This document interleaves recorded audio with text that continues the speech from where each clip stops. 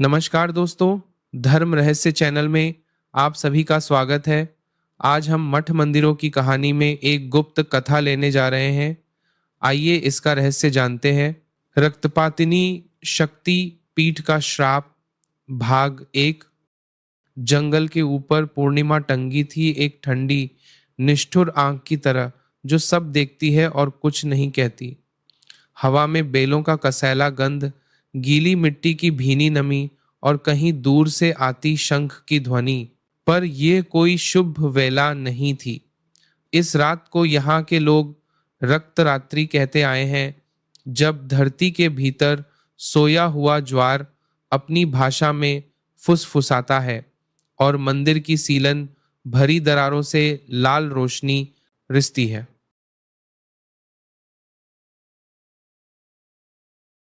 यहीं इस घने जंगल के हृदय में एक भूला हुआ शक्तिपीठ पड़ा है, रक्तपातिनी। कहते हैं यह वह भूमि है जहां देवी ने कभी अपनी क्रोधित आंखों से एक असुर कुल का ध्वंस किया था और जहां एक तांत्रिक कालेश्वर ने अपने प्राणों की तपिश से अमरत्व का दाम खेला था और हार गया था। हार नहीं, वह धोखे में बांध दिया गया था, वासना के नर्म रेशमी जाल में, जहां शक्ति छल की चूड़ी पहनती है। कहानी जो सदियों पहले एक यज्ञ कुंड में अटकी थी, आज फिर से हिलने लगी है। मंदिर की सीढ़ियां काई से लिपटी थीं, पत्थरों पर सूखे रक्त की नसें जमी थीं, ऐसी नसें जो कभी जमकर काली हो जाती हैं, फिर मौसम के बदलने पर गीली होकर लाल सी दिखती हैं। वेदी के आगे पड़ी राख में किसी ने उंगली से कुछ लिखा था। हवा चली तो अक्षर टूटकर उड़ गए। तभी वहीं विंध्य की चट्टानों जितने कठोर कदमों के साथ किसी का आगमन हुआ। रुद्राक्ष मालाओं की मध्यम खनक, जटाओं में जमी भभूत, आंखों में लंबा तप कालेश्वर। उसने वेदी पर हाथ रखा। पत्थर ठंडा था, पर भीतर चिंगारियां जाग रही थीं। अब भी जलती है, उसने बुदबुदाया। तृष्णा कभी बुझी नहीं। रात्रि की आंख में वह अकेला नहीं था। धुएं की घेरदार परतों से एक स्त्री आकृति उपजी, रेशमी लाल घूंघट, नाभि पर बिंदी की तरह तपी हुई अंगार चमक और मुस्कान जो भक्ति का रूप लेकर पाप में बदल जाती है। कालेश्वर, आवाज धागे जैसी मुलायम, तू लौटा है, मैं कभी गया ही नहीं। कालेश्वर की हौसी में लौ की तरलता थी। सिर्फ देह बदली है, धुन नहीं। वह स्त्री आगे बढ़ी। उसके कदमों के नीचे फूल नहीं, राख धधकती थी। देवी ने तुझे त्याग दिया था, स्मरण है? देवी त्याग नहीं करती, परीक्षा लेती हैं। कालेश्वर के स्वर में गांठें थीं। और तुम उनकी दासी हो या किसी क्रूर इच्छा की दूत? उसने अपना घूंघट आधा उठाया, आंखें लाल, उस तरह लाल जैसे कच्चे रक्त में नमक घुला हो। मुझे लोग रक्त पिशाचिनी कहते हैं, वह फुसफुसाई, और मैं वही हूं जो तुमसे तुम्हारा सत्य अलग करवाती हूं। चरण रेखा पर गिरी राख ने आकृति बनाई, त्रिकोण भीतर त्रिकोण। कालेश्वर ने मन में कोई मंत्र उठाया, पर उसे होंठों तक पहुंचने नहीं दिया। उसकी दृष्टि मंदिर की प्रतिमा पर टिकी थी। देवी की आंखों में काजल की रेखा मानो जीवित सांस ले रही थी। आज रात कौन सा दौर खोलना है? उसने पूछा। वासना की गुत्थी, उसने उत्तर दिया, क्योंकि शक्ति को पाने के पहले मनुष्य को अपने भीतर के सबसे तेज दर्पण का सामना करना पड़ता है, जहां वह खुद के ही चेहरों में खो जाता है। वह रात्रि कोई सामान्य तिथि नहीं थी। पूर्णिमा के इस जोड़ पर वेदी के नीचे दबी 6 कोंकलियों की एक परत हर 100वें वर्ष सांस लेती थी। कालेश्वर ने उसी पुरानी लय को छेड़ा, न वेद मंत्र, न युद्ध की हुंकार, बस मन के भीतर की कमान टटोल कर। वेदी का दीप अपने आप तेज हुआ। दीवारों पर उत्कीर्ण प्रतीक, वराह सिंह, जाज्वल्यमान अक्षरों की तिरछी कतारें अचानक फैलकर सांस लेने लगे। रक्त पिशाचिनी ने एक सूक्ष्म मुस्कान से उसे देखा। तू अभी भी अपने ज्ञान पर गर्व करता है? गर्व नहीं, कालेश्वर ने आंखें मूंद ली। मैं बस जानना चाहता हूं कि मेरी हार कहाँ हुई। हार? उसने स्वर में मीठा जहर भर लिया। हार तो तब होती है जब कोई खेल पुख्ता नियम से खेला जाए। पर तंत्र यह तो धुंध में लिखा हुआ शास्त्र है। यहाँ जीतने वाला वह है जो धोखा बांट सके। और तुम किसका धोखा बांटती हो? तुम्हारा, उसने बिना झिझक कहा, क्योंकि तुमने शक्ति को देवी समझना छोड़कर अपनी भूख की प्रतिमा बना लिया। तुम्हारी तपस्या में प्रेम नहीं, आधिपत्य है। वह शब्द कालेश्वर के भीतर गहरे धंस गया। वह खड़ा रहा। उसके चेहरे पर धूल थी, पर आंखों में पानी की झिलमिल। प्रेम? वह धीमे बोला।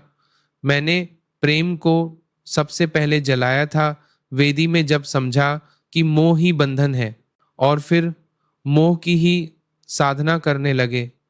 रक्त पिशाचिनी की हंसी ठंडी थी। वासना के नाम पर, अमृतत्व के लोभ पर, शक्ति के मृग तृष्णा पर। वेदी के किनारे ठिठकती हवा ने एक पुराना स्वर लौटाया, मानो मंदिर ने अतीत की परतें फोड़ दी हों।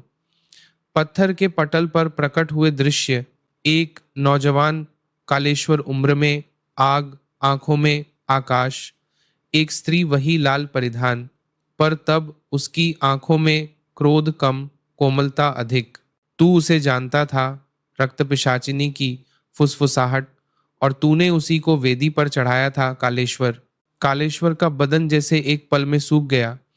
वह देवी की दासी थी। उसने स्वयं समर्पण किया था। समर्पण?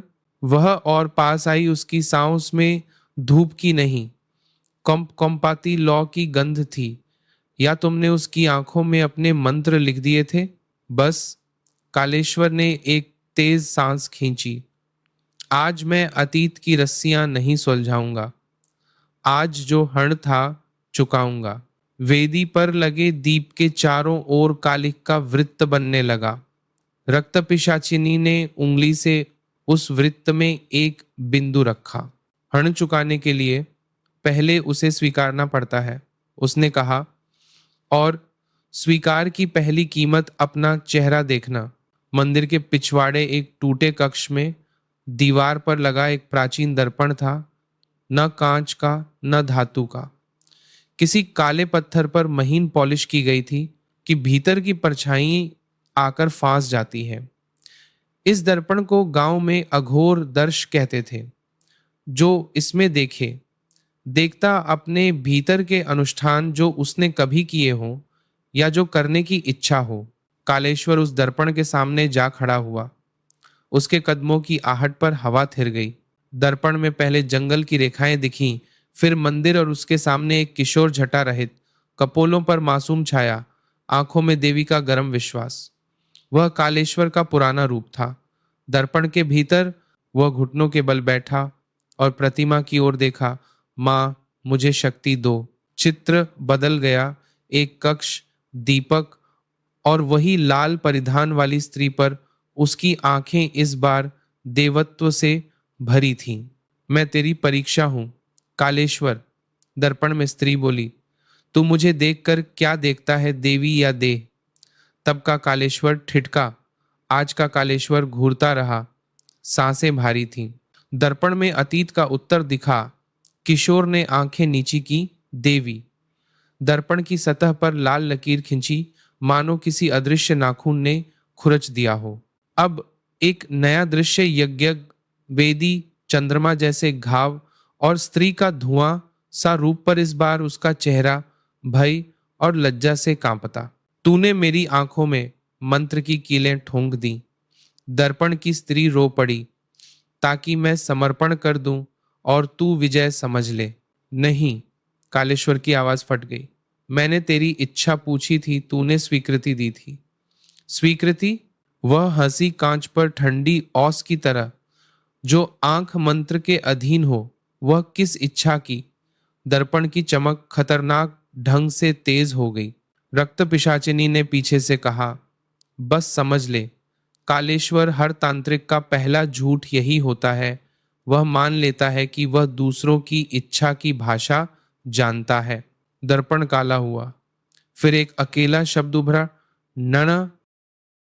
कक्ष की हवा अचानक भारी हुई, जैसे कोई अनकहा वचन उठ गया हो। कालेश्वर सख्त कदमों से लौट पड़ा। ठीक है, उसने कहा, यदि मैं ठणी हूं तो आज रात वही ठण मैं अपने रक्त से चुकाऊंगा, पर बदले में तुम मुझे सत्य बताओगी, किसने मेरी साधना में धोखा भरा। रक्त पिशाचिनी मुस्कुरा दी, तुझी ने। वेदी के चारों ओर कालेश्वर ने राख समेटकर वृत्त बनाया। दीपक अब प्रकाश कम और आंच अधिक देने लगा। छत के कोनों में जमी अधेरी मकड़ी के जाल ऐसे चमकते जैसे उन पर बिजली बिछा दी गई हो। कालेश्वर ने आंखें मूंद ली ना। उसने कोई विस्तृत अनुष्ठान नहीं किया। उसने बस अपने भीतर की अग्नि को बुलाया, जो वर्षों के तप से बनी थी। स्वर टिका, पर शब्दों का झरना बाहर नहीं गिरा। वह भीतर ही भीतर पहाड़ों को काटता रहा। रक्तपिशाचिनी ने देखा कि उसके चारों ओर हवा की धारियां बनती गईं। वह एक मंद मुस्कान से वेदी के सामने खड़ी हुई। तू युद्ध चाहता है?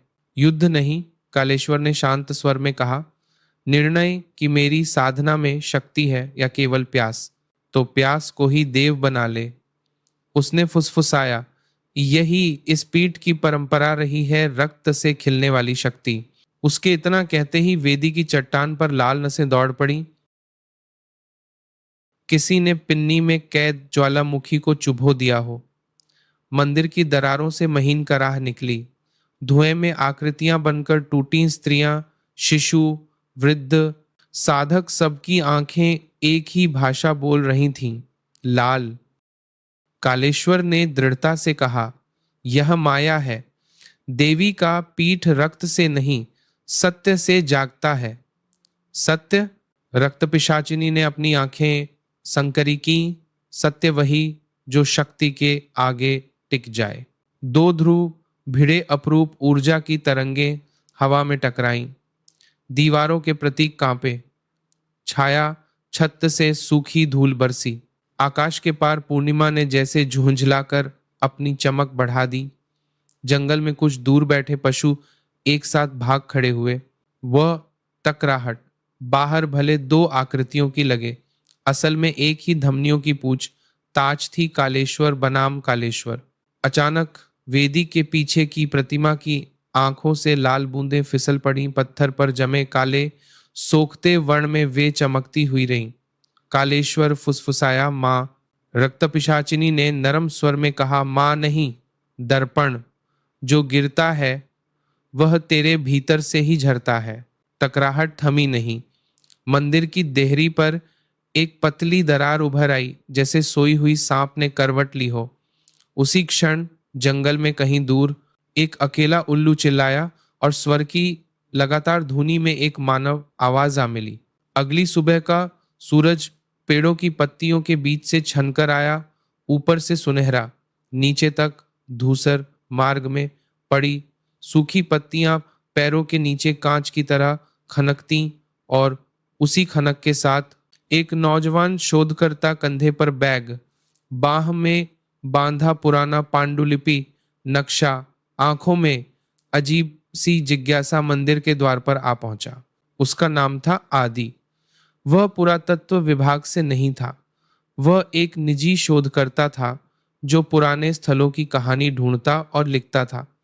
उस दिन उसे केवल खंडहर नहीं, अपनी एक निजी उत्सुकता खींच ले आई थी। एक स्वप्न जो कई रातों से उसका पीछा कर रहा था। उसने चारों ओर देखा। यह वही है। वह बुदबुदाया, यही वह द्वार, यही दरार, यही शीत। उसने अपने बैग से पत्तों में लिपटी एक छोटी सी ताम्र प्रतिमा निकाली। देवी का सूक्ष्म मुख, आंखों पर तिलक सी रेखा और गले में सूखे रक्त सा जज्बरंग। दादी ने दी थी। उसने मन ही मन कहा था, एक दिन तू यहां बुला लिया जाएगा। आस पास की हवा ने उसके शब्द सहेज लिए। मंदिर के भीतर कहीं राख की परत कांपी। आदि ने कदम भीतर रखे तो उसके जूतों की ठक ठक से भीतर कोई लय भर आई। दीवारों पर उकेरे चिन्ह उसे अनजाने नहीं लगे, जैसे वह इन्हें पढ़ने का कौशल लेकर पैदा हुआ हो। कहाँ लिखा है? उसने पुराने नक्शे पर उंगली फिराते हुए बुदबुदाया। कक्ष, अघोर, दर्श, यहीं कहीं। वह पिछवाड़े पहुंचा। दर्पण वाला कक्ष। दरवाजा आधा टूटा था। उसने हाथ बढ़ाकर हल्का सा धक्का दिया। दरवाजा कर कर करता खुला। अंदर धूप की पतली पट्टी दर्पण पर आ टिकती और दम तोड़ देती। आदि दर्पण के सामने खड़ा हुआ। उसके भीतर से एक अजीब सी खिंचाव उठी, मानो किसी दूर के बंधु ने पुकारा हो। किसे खोज रहे हो? आवाज इतनी पास थी कि आदि चौंक पड़ा, पर कोई दिखा नहीं। कौन? उसने पूछा। जवाब नहीं आया, पर दर्पण की सतह पर धुंध फैल गई और उसमें धीरे धीरे एक आकृति, जटा, भस्म, रुद्राक्ष, कालेश्वर आदि की धड़कन तेज हो गई। ये मैं कहाँ देख चुका हूं? दर्पण में कालेश्वर का चेहरा नहीं, उसकी आंखें उभरी, थकी हुई पर सुलगती हुई। आदि, उसने नाम लेकर पुकारा। आदि का गला सूख गया। तुम मेरे नाम को, नाम तुम्हारे होठों पर रखा हुआ नहीं है, दर्पण की आकृति बोली। वह तुम्हारी आत्मा की लकीर में लिखा है। आदि पीछे हटना चाहता था, पर पैर जड़ हो गए। उसी क्षण दर्पण के दाईं ओर धुएं की पतली डोरी बनकर एक स्त्री का रूप दिखा। लाल घूंघट, आंखें ज्वालामुखी, मुस्कान और भय। कौन हो तुम? आदि की आवाज कांपी। मैं वह भाषा हूं, उसने कहा, जिसे तुम सुनना नहीं चाहते, पर जो तुम्हें बुला रही है। मंदिर की वेदी पर कालेश्वर शांत खड़ा था, जैसे किसी पुण्य या अपराध की सीमा पर ठहरा आदमी जो जानता है कि आगे बढ़ना है, पर किस दिशा में यह तय नहीं।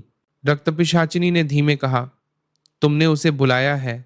नहीं, कालेश्वर ने सिर हिलाया। उसके भीतर का उसे खींच लाया है। हण, कभी न कभी कोई न कोई हमारे अधूरे कर्मों का घर बनकर जन्म लेता है, कालेश्वर ने कहा। देह बदलती है, भूखें प्रेरणाएं नहीं। वेदी पर फड़फड़ाती लौ ने सहमति का इशारा किया। रक्त पिशाचिनी ने पहली बार आंखों में कुछ नरमी लाई। उसका अपराध क्या है? अपराध? कालेश्वर के होंठों पर एक कड़वी हंसी खिंच गई। वह तो अभी अपराध और पुण्य दोनों से कम उम्र है। अपराध मेरा है, जिसे मैंने उसके भीतर बो दिया। तो तू चाहता क्या है? निर्णय, कालेश्वर बोला। क्या देवी का यह पीठ, जो अब तक श्राप में डूबा है, मेरे रक्त से मुक्त हो सकता है? रक्त पिशाचिनी ने मंदिर की प्रतिमा की ओर देखा। पत्थर पर उतरी थीं दो बूंदें, और अब उनके नीचे बहुत सूक्ष्म लाल रेखा।